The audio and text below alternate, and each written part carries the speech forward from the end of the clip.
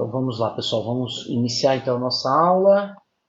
O tema é Alta Idade Média. Como dá para vocês verem aqui na tela, ok?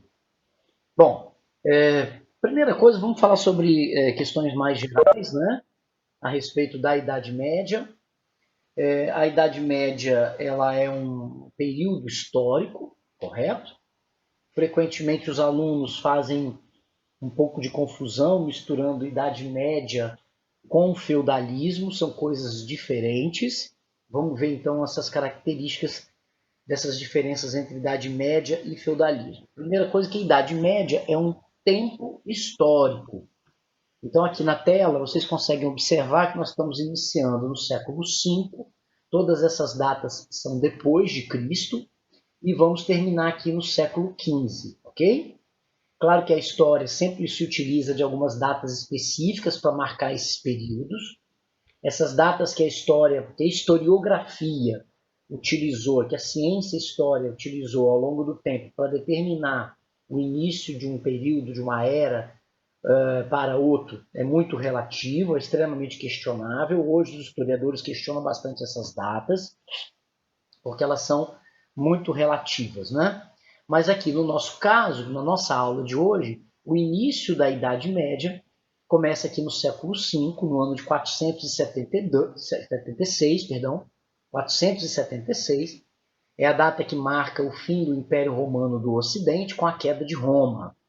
E o final é 1453, aqui no século XV, a queda de Constantinopla, ok? A gente já estudou essa coisa de Império Romano do Oriente, Império Romano do Ocidente, ainda não estudamos bizantinos, mas vamos ver que a Idade Média foi um período que também se divide, né? Além da alta Idade Média e da baixa Idade Média, também se divide em Idade Média Ocidental e Idade Média Oriental, todas elas com características distintas, todas elas com características muito peculiares que a gente vai estudar aqui ao longo desse tema Idade Média. Isso vai demorar aí umas 2 semanas, certamente, para a gente ver esses dois assuntos, ok? Bom, então a primeira coisa que eu quero trabalhar é essa imagem aqui com vocês. A alta Idade Média, então, é um período que vai do 5 ao 10, né? Então o 10 está mais ou menos aqui no meio, é realmente um período cronológico mediano, ok? E do 10 ao 15 a gente chama de Baixa Idade Média, que isso é uma outra aula para a gente estudar, tá bom? Olhando essa imagem aqui, o que eu quero destacar aqui para vocês? Que esse gráfico aqui, muito interessante, inclusive, ele coloca aqui nessa parte central apogeu feudal, apogeu da Idade Média, né? O que é isso? Vocês observem mais ou menos, ele está começando aqui em meados do século VIII, então está 700 e alguma coisa aqui, né? E vai até meados do século XIII, 1200 e alguma coisa, tá bom? Então, esse intervalo de tempo aqui, ele está chamando de apogeu. O que isso significa? Significa que durante a Idade Média, que é todo esse período do 5 ao 15, nós temos um período central que o gráfico está chamando de apogeu. Eu não concordo muito com essa ideia de apogeu, né? Porque tem sempre uma ideia embutida também oposta, que é de declínio, né? E essa palavra apogeu e declínio são muito questionados dentro da história, mas o que interessa para a gente é que o que ele está querendo ressaltar aqui, que isso aqui é o feudalismo. Ou seja, se a Idade Média foi um período de tempo, um período cronológico, o feudalismo foi um conjunto de características culturais, políticas, sociais, religiosas, militares, de organização social, que marcam a Idade Média. Então, esse período central é que a gente chama de feudalismo, ok? De tal maneira, então, que a gente consegue perceber que a Idade Média é um período que se aplica a outras nações, a outros povos, a outros continentes, porque nós estamos falando de uma questão cronológica, nós estamos falando de tempo. O que isso significa? Que no século V existiu aqui na América povos, civilizações que estão inseridas dentro do contexto da Idade Média, ok? Então a gente estuda a Idade Média americana, por exemplo, Idade Média asiática, por exemplo, Idade Média africana, ok? Então, falar de Idade Média não é falar de Europa, certo? Agora, quando a gente fala de feudalismo, aí sim nós estamos restritos à Europa. E nem toda a Europa central, basicamente, uma parte de Portugal, uma parte da Espanha. O clássico do feudalismo é estudado na França e na Alemanha, né? Uma parte da Alemanha e uma parte da França. Esse é o clássico, aquela região mais central do continente europeu, ok? Fugindo dali, a gente foge também das características básicas do feudalismo, não é? E aí começa a ter uma mistura com outras características de outros povos, né? De outras condições econômicas, religiosas e políticas, que fogem daquelas características clássicas do feudalismo, que a gente, inclusive, vai ver devagarzinho aí. Tá bom? Então, eu acho que ficou claro aí para todo mundo que Idade Média é uma coisa e feudalismo é uma outra coisa, certo?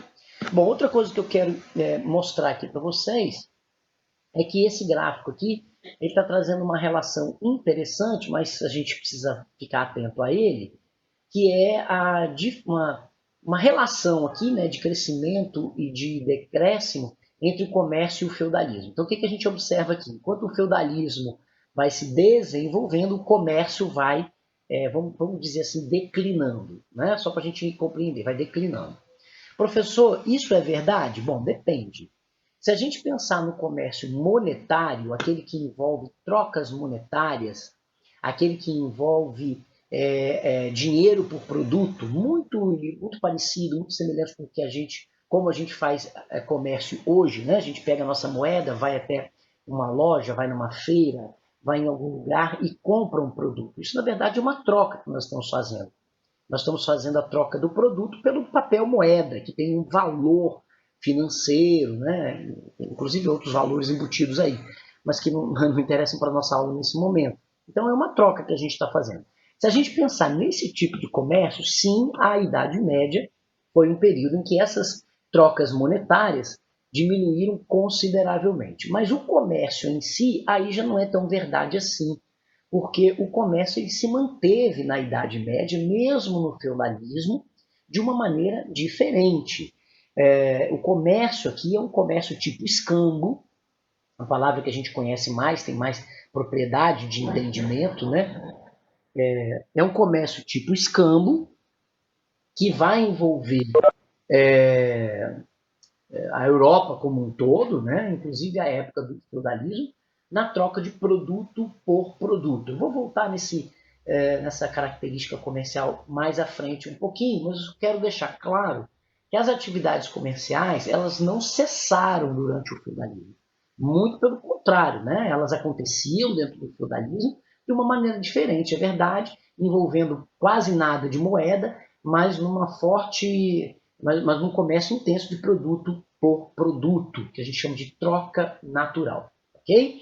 Ainda nesse slide, a gente tem aqui algumas características da primeira fase, que é a Alta Idade Média, e da segunda fase. Então, a saber aqui, né? Formação do feudalismo, decadência do comércio, ruralização econômica, fortalecimento do poder local exercido pelos senhores feudais, ascensão da igreja e da cultura teocêntrica, Europa invadida por povos bárbaros, são características da primeira fase ou Alta Idade Média.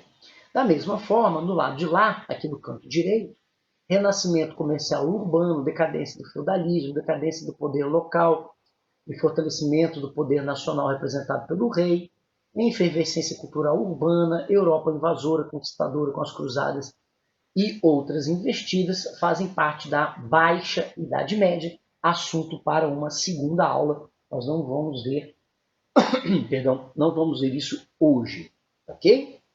Pessoal, nesse slide, alguma pergunta, alguma dúvida? Usem o microfone aí para a gente se comunicar, que eu estou sem o chat, né? Muito bem, então vamos avançar aqui. Bom, como nós estamos falando de um período de transição, né, da Idade Antiga para a Idade Média, a Alta Idade Média é um período de transição, eu quero retomar aqui com vocês alguns conceitos que nós trabalhamos em Roma. E esse mapa aqui vai ajudar a gente a compreender melhor esses conceitos. Então, o primeiro deles, a primeira ideia aqui importante, é a gente lembrar que o ano de 395 ele foi muito significativo para a história da Europa.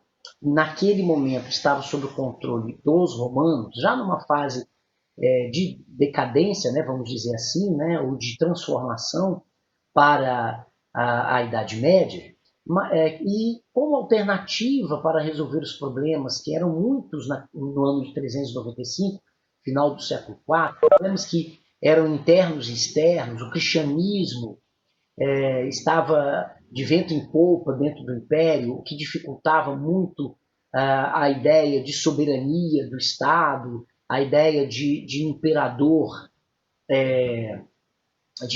como um deus, né?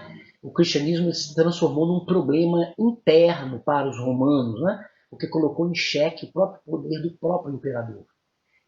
Outros elementos internos importantes, a crise de mão de obra, motivada pelo fim das expansões territoriais, o que diminuiu consideravelmente o número de escravos. Isso obrigou os governos, desde Caracalla, no iníciozinho do século III, a permitir a entrada de povos bárbaros dentro do Império para resolver o problema da mão de obra.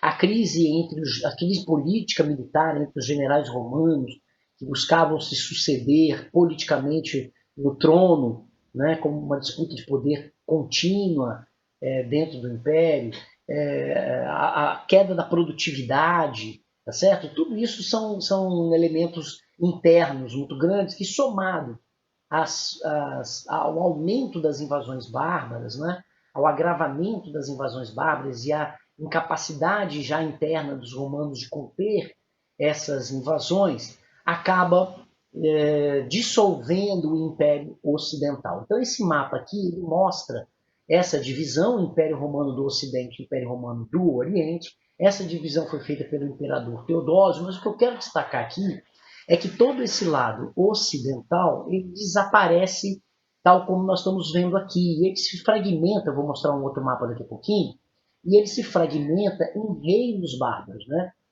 Entendendo aqui que essa região que eu estou mostrando aqui é uma região de fronteira e que povos frequentes estão aqui buscando essa entrada, né, dentro do Império, nós vamos ver que essa região se fragmenta, né, acaba se fragmentando, e isso dá origem a reinos bárbaros. O mesmo não acontece no lado oriental, está aqui na tela em verde, tá certo?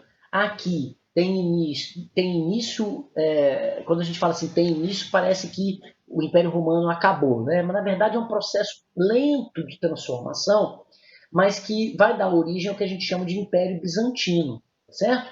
O Império Bizantino, a gente vai ter uma aula específica para falar sobre eles, né? A gente vai falar tanto sobre o Império Bizantino como o mundo árabe, né?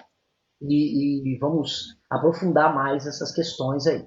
Bom, o que eu quero ressaltar aqui é que essa região se dissolve, o Império Romano cai aqui no Ocidente, e o que sobrevive, a única coisa que sobrevive como instituição forte é a Igreja Católica. A gente vai estudar mais profundamente aí sobre essa situação, né, da permanência da Igreja Católica, não de forma fácil, né? A Igreja Católica vai ter que lutar bastante, vai ser duro para a Igreja Católica se constituir como uma instituição forte durante toda a Idade Média. Vai dar certo, vai conseguir, né? Mas não vai ser fácil, não. Avançando um pouquinho, esse outro mapa já mostra de uma forma mais clara como que os processos de invasão dos povos bárbaros foram cruciais para o fim do Império Romano do Ocidente. Vocês veem que o volume das invasões no Ocidente é bastante elevado, né? Todos esses povos que estão aparecendo aqui, os ângulos, saxões, os francos, burgúndios e por aí vai, são povos bárbaros que vão entrar dentro do Império Ocidental, que vão se apoderar de terras e vão constituir o que a gente chama de reinos bárbaros medievais, tá certo? Alguns com maior longevidade, outros com menos longevidade, De todos eles, e inclusive é o que a gente vai estudar mais aprofundado, o Reino Franco foi o mais longevo, o que constituiu um território de maior extensão, né, muito próximo do que foi o Império Romano do Ocidente. A África é perdida em definitivo, então os romanos e os seus descendentes jamais não conseguem mais recuperar o território africano. E quando eu olho para o lado oriental, eu observo que o número das invasões bárbaras aqui foi bem menor. Né? Isso se explica por vários motivos. Quando a gente for estudar o Império Bizantino, a gente vai ver isso com mais detalhe. Mas as condições econômicas, o poderio militar, a própria proteção da capital Constantinopla, somado também a uma capacidade política de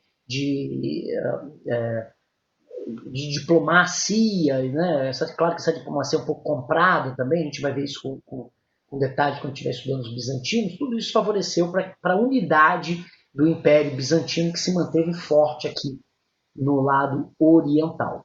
Ok? Bom, então esse processo de transição, século IV, século V, século VI, é um processo em que essas guerras de invasão estão frequentes, né? A Idade Média é o mundo da guerra, a Idade Antiga também, mas por conta dessa situação que nós estamos retratando aqui, né? A entrada de diversos povos que inclusive lutam entre si durante a Idade Média, não são só romanos versus bárbaros, são bárbaros versus romanos, daqui a pouco entre os árabes também nessa história, os próprios bizantinos. Então é um mundo da guerra, né? Isso ficou muito representado através dos escritos, através da literatura, né? A cavalaria, os escritos de cavalaria, os filmes hollywoodianos que mostram os cavaleiros medievais, enfim, tudo isso entrou muito para o imaginário popular mundial, isso é no mundo todo, tá certo? Que a Idade Média foi a época das batalhas medievais e dos cavaleiros medievais. De certa forma, foi sim, né? Mas não só, não apenas, tá bom? Bom, alguma pergunta aqui sobre esse slide? Está tranquilo, pessoal?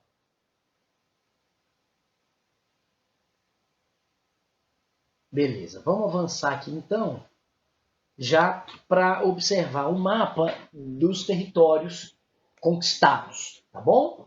Então aqui nós temos em verde, né, os francos, que estão no processo de crescimento e de expansão. Aqui já os principais, né, burgúndios, ostrogodos, visigodos. Lembrando que esses territórios eles estão sempre aumentando e diminuindo conforme as guerras também vão aumentando e diminuindo conforme as vitórias de um ou outro povo acabam acontecendo. A unidade, efetivamente, você observa aqui no lado oriental, já com o nome, né, Império Romano do Oriente aqui, mas Império Bizantino, aqui já falamos de Império Bizantino, cuja capital era Constantinopla. Ok? Muito bem. Então, esse é a organização geográfica da Europa durante a Idade Média. A dissolução do Império Romano e a formação de reinos bárbaros. Ok? Muito bem.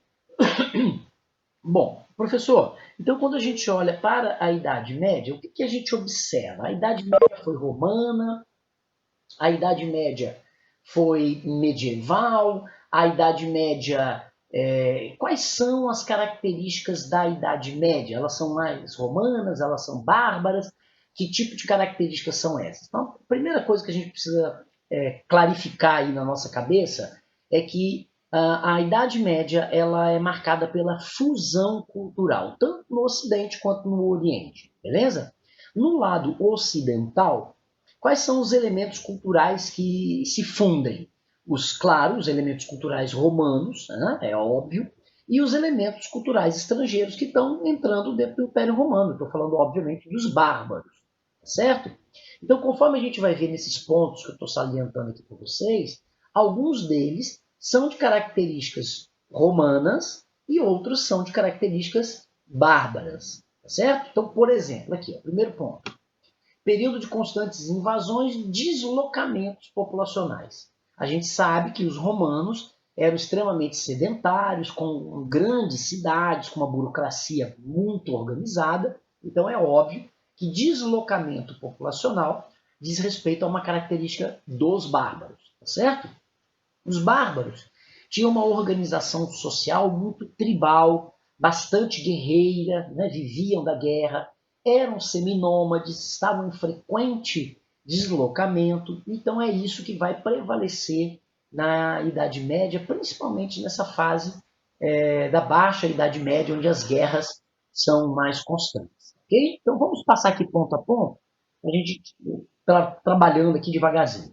Síntese de elementos do antigo Império Romano, dos povos germânicos, aqui são os bárbaros, e do cristianismo, claro, né? O cristianismo, eu já estou considerando o cristianismo aqui como cultura romana, né? O cristianismo já se oficializou desde o iníciozinho do século IV, as perseguições religiosas já terminaram desde o século IV, então durante 100 anos, o cristianismo teve bastante tempo para se desenvolver no século IV como uma instituição romana, tá bom? Então a gente tem que entender o cristianismo como uma instituição romana, beleza? Ruralização da sociedade. Essa ruralização acontece por dois motivos básicos. Existem outros, mas dois são fundamentais para a gente do terceiro ano que vai fazer Enem saber. Né? O primeiro deles, a cultura germânica era uma cultura rural. Então eram pessoas que viviam do campo, eram pessoas que eram agricultores, eram guerreiros, mas também eram agricultores e viviam da produção agrícola, viviam das relações sociais que envolviam o campo, tá bom? Os romanos, claro, também tinham isso, mas os romanos tinham um lado urbano fortíssimo. E esse lado urbano foi desaparecendo nessa região central quando a gente fala de feudalismo, ok? Esse é um elemento. O segundo elemento é que as guerras, por serem constantes nessa fase inicial da Idade Média, as pessoas buscavam o campo como uma forma de fuga, tá certo? Então, fugir dos centros urbanos, que eram os pontos focais das invasões bárbaras, né? Porque estavam atrás de riquezas, os bárbaros também. Então, fugir das cidades e ir para o campo era uma forma de se proteger. Então, a ruralização da sociedade se dá por esses dois elementos. Fuga dos romanos para o campo e a cultura bárbara, germânica, rural também entrando. Tá bom? Enrijecimento da hierarquia social. Isso é típico de sociedades rurais, né, pessoal?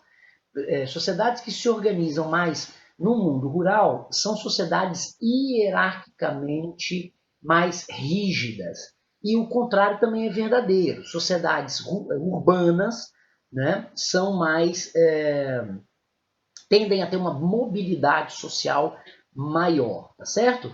Só para dar um elemento novo aqui para vocês, diferente da história, o Émile Durkheim trabalhou bem essa questão das sociedades que se ligam, né, que se associam por tradições, por costumes, por hábitos, e outras sociedades de caráter mais urbano que se aliam, que se relacionam por posicionamento dentro da sociedade, pelo trabalho, pelas relações de trabalho, tá bom?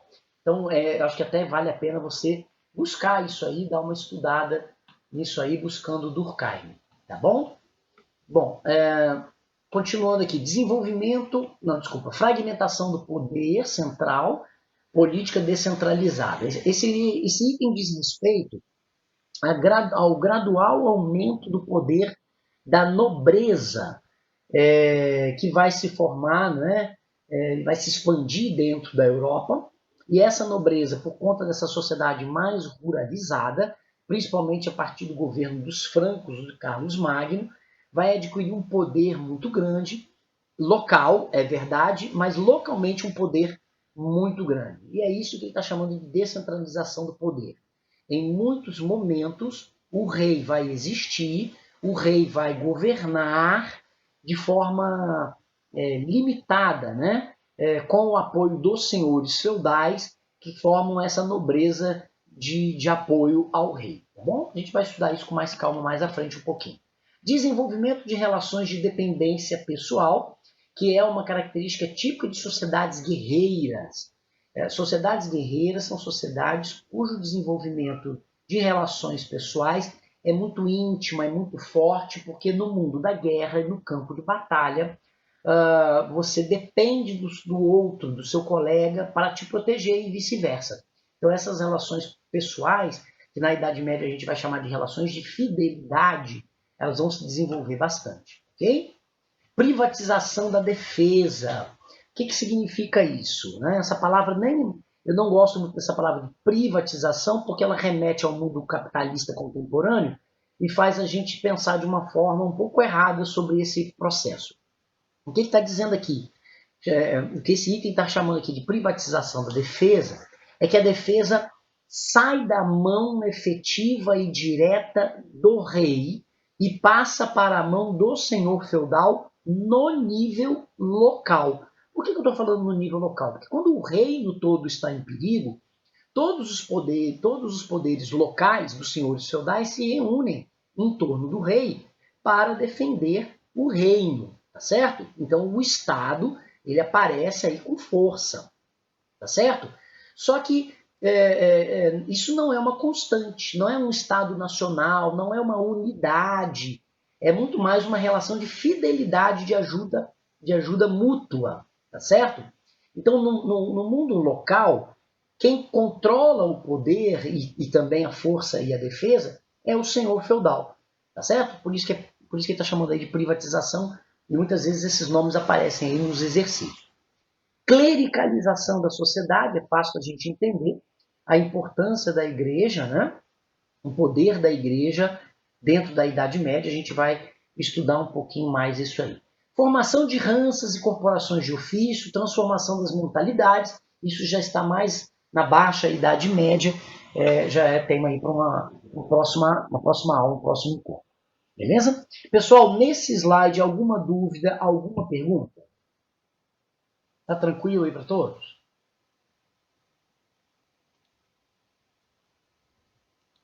Beleza. Então vamos avançar aqui, né? Então, feudalismo, né? Reinos formados por povos germânicos, reino dos francos, Império Carolíngio, formação da Europa medieval, são características que estão envolvendo o feudalismo, tá bom?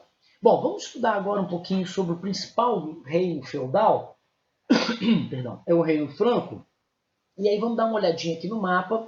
Originalmente os francos estão aqui nessa parte lilás, na parte rosa mais escura é o processo de expansão do reino franco, tá certo?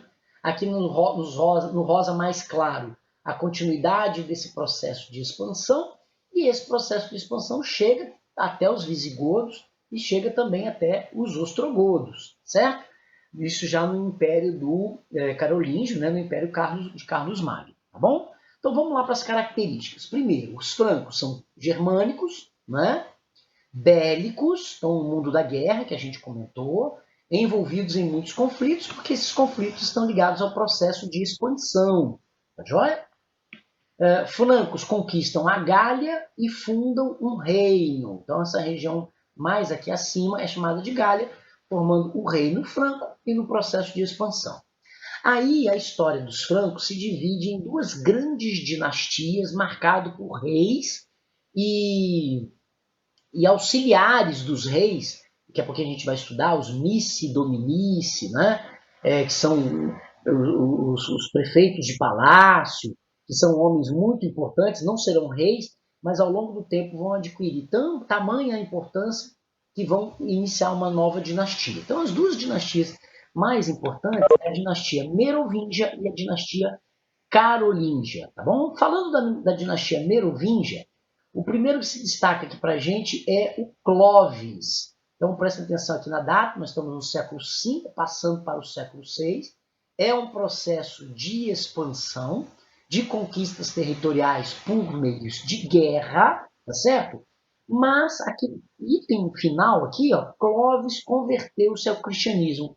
É um período também muito importante para a Igreja Católica, porque Clovis foi o primeiro rei bárbaro a se converter, junto com os seus súditos, ao cristianismo. Claro que vocês já devem estar aí ouvindo tudo isso e imaginando que como que um povo todo tem uma determinada religião e pula para uma outra religião. Claro que isso não é uma coisa fácil, é claro que isso não vai acontecer exatamente dessa maneira que eu estou falando, É claro que a religião pagã, fundamentada no culto dos deuses ligados à natureza, típico do reino franco, do povo franco, vai permanecer. É claro que o catolicismo, a Igreja Católica, vai conviver ao mesmo tempo com essa religião pagã, e é óbvio também que a Igreja Católica vai tentar se adaptar a essa realidade. Né? E como é que a gente chama isso em história, dentro das ciências humanas? A gente chama isso de sincretismo religioso,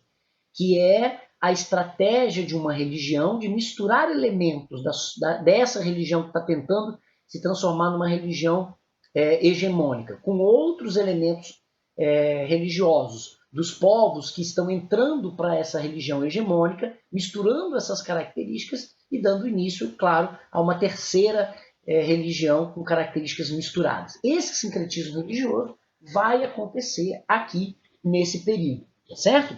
Mas eu quero salientar para um outro ponto também importante, para político, para o Clóvis e para o povo franco. Porque a Igreja Católica, como eu falei ainda há pouco, foi a única instituição romana que se manteve forte nesse período de transição.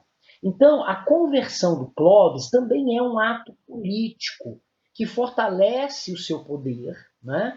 Que justifica as suas conquistas militares através da religião. Né? Muitos historiadores entendem isso como guerra santa, assim como a gente fala de jihad, ou guerra santa dos muçulmanos, né, dos árabes, nesse mesmo período que nós estamos aqui, a gente também fala de guerra santa católica, né, contra não só, porque geralmente quando a gente fala assim, guerra santa católica, a gente pensa que é árabe versus católico. Não, mas também entre os pagãos, diversos povos pagãos dentro da Europa. Né? Aquela série Vikings, que tem no Netflix, ela trata bem dessa questão, mostrando como que a Igreja Católica sofreu para expandir a fé católica, né? Muitas vezes pagando com a própria vida dos evangelistas que iam para essas regiões de fronteira e de guerra, perdão, expandir aí o seu território, né? Expandir aí a sua força, ok? Pessoal, alguma dúvida, alguma pergunta? Tá tranquilo?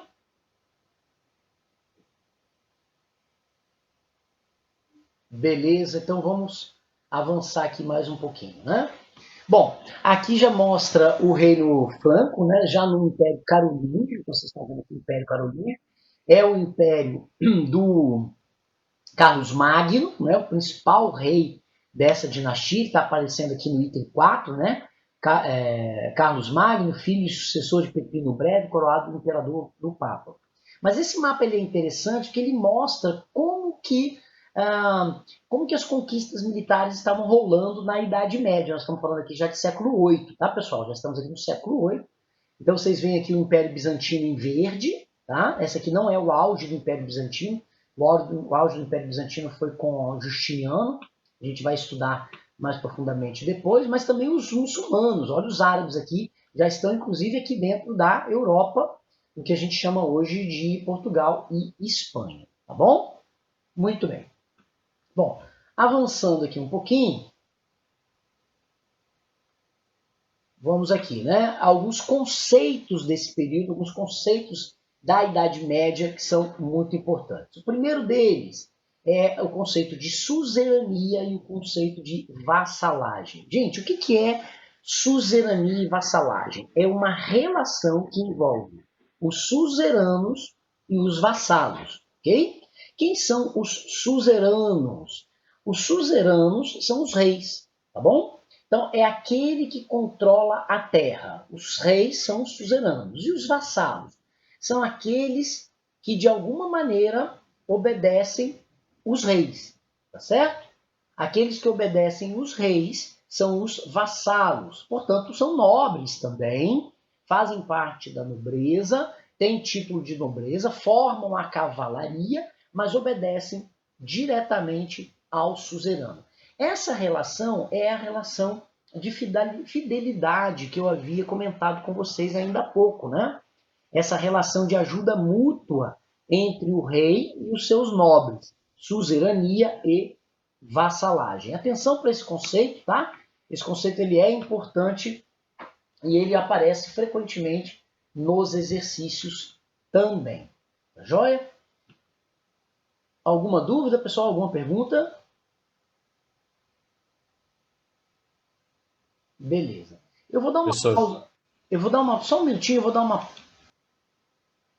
Bom, voltando aqui então para o slide, esse mapa aqui, ele mostra bem como é que funcionou o processo de expansão. Esse é o auge, né, o ponto auge da expansão do Império Carolíngio e do Carlos Magno. Após a morte do Carlos Magno, o Império Carolíngio ele se desfaz, porque os descendentes de Carlos Magno entram em guerras internas e não vão ter a mesma habilidade política, administrativa e mesmo unidade para formar um reino unificado.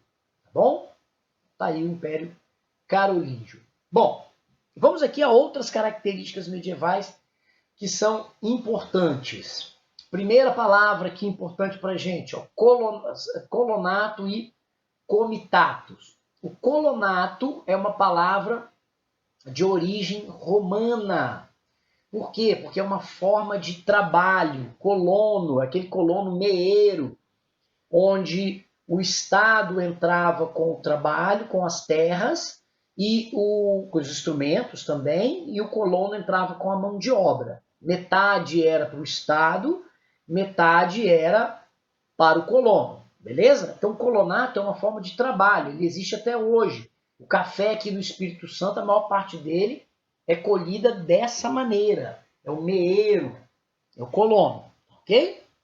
Bom, o que isso colonato virou na Idade Média? Virou servidão, tá certo? Então o colono deixou de ser chamado de colono e passou a ser chamado de servo, a servidão. O servo passou a trabalhar para quem? Para o senhor feudal. Então, lá na Idade Média, ele trabalhava para o Estado, para o governo romano, perdão, gente, na Antiguidade, em Roma, ele trabalhava para o Estado, para o governo romano. Agora, na Idade Média, ele trabalha para o senhor feudal. Ok? Então, no lugar do colono, vem o servo. Comitatus, origem germânica. O que é o comitatus? O comitatus é uma relação militar de ajuda mútua entre os militares, de obediência, de amizade, de companheirismo, tá certo? O comitatus é uma característica germânica. O comitatus na Idade Média deu origem a quê? Suzerania e vassalagem. Tudo bem? Alguma dúvida, pessoal, no conceito de colonato e comitatus? Isso tem que ficar claro na cabeça de vocês, porque frequentemente aparece nos exercícios. Então, avançando aqui, vamos lá. Suzerano, olha lá, auxílio militar e defesa em julgamentos. Faltou colocar aqui para o suzerano o auxílio à terra também, ele doava a terra, tá bom? Vassalo, auxílio militar, ajuda financeira e testemunha em julgamentos. Isso aqui é a relação de suzerania e vassalagem. O suzerano é o rei. O rei ele dá a terra para o nobre, ele dá poderes para o nobre, ele recebe do vassalo proteção. Então, por exemplo, em época de guerra, quem é que vai lutar junto com o suzerano? Os vassalos. Então reúne todos os nobres, os cavaleiros, para participar do exército do rei. O exército do rei não é o rei que manda em tudo aquilo. São vários nobres que estão lutando junto com ele no campo de batalha. Beleza? A relação, então, de suzerania e vassalagem. Nesse item aqui, esse item 3 aqui, ó, cerimônia, homenagem e juramento de fidelidade. A cerimônia de homenagem e fidelidade é uma cerimônia religiosa muito frequentemente explorada nos filmes hollywoodianos, No filme Cruzadas, que quem não viu eu aconselho ver, tem um momento em que o protagonista, que é o Balian, ele se torna nobre, o pai dele está morrendo, e aí ele passa o título de nobreza para o Balian. E nessa cerimônia, que é uma cerimônia religiosa, ele dá um tapa no rosto do Balian para simbolizar o fechamento, né, a ligação entre a nobreza, a igreja e o Balian que está se transformando em um nobre. Isso é uma cerimônia de suzerania e vassalagem, de homenagem e fidelidade. Joia? Avançando aqui um pouquinho, vamos falar um pouco mais sobre a sociedade. A gente viu que é uma sociedade com pouca mobilidade social, extremamente hierarquizada, dividida entre clero, então está aqui o clero, a nobreza, né, e o povo, ou os servos, os trabalhadores, ok? Frequentemente aparecem esses nomes em latim. Então eu gostaria que vocês anotassem aí no caderno de vocês que clero significa oratores. Oratores. Aqueles que oram. Os nobres são os guerreiros, são aqueles que estão no mundo bélico, são os belatores. E os trabalhadores, os servos, são aqueles que labutam, são os laboratores. Então, os nomes oratores, delatores e laboratores também aparecem para a gente frequentemente nos exercícios. A gente tem que ficar ligado nisso aí, tá bom? Bom, avançando um pouquinho mais aqui, essa organização feudal, ela social, né? Ela está ligada a esse universo dessa imagem aqui, que é o universo do campo, como dá para vocês verem, que é o universo do feudo. Então esse desenho aqui, ele representa os feudos, os feudos. Samuel, no finalzinho eu tiro sua dúvida, tá bom? Ele representa o feudo. Então, como dá para vocês verem, o feudo ele tem uma parte central, que é o castelo. Quem vive aqui é o senhor feudal e mais ninguém. Todas as outras pessoas vivem ao redor, como dá para você ver aqui nas construções, tá certo? Então, o único lugar protegido é o castelo do senhor feudal, que é o nobre. Mas ele não serve de proteção apenas para o nobre, porque em momentos de ataque, de invasão, de guerra, todos os servos entram para dentro do castelo para se proteger. Isso é uma relação de fidelidade. A função da sociedade, as funções sociais são funções muito bem determinadas, muito bem organizadas. E o nobre, ele protege todos os outros. Bem como o servo trabalha para sustentar o nobre. Então, nesse universo, não tem problema nenhum o nobre não trabalhar. Espera-se que o nobre não trabalhe. Porque na hora de dar a vida para proteger todo mundo, quem vai dar essa vida é o nobre, são os cavaleiros, ok? É um pouco difícil da gente entender isso, mas essa relação é uma relação que ela não envolve capitalismo, ela não envolve moeda. Essa relação é uma relação que envolve uma relação de fidelidade, ok? Pessoal, alguma dúvida?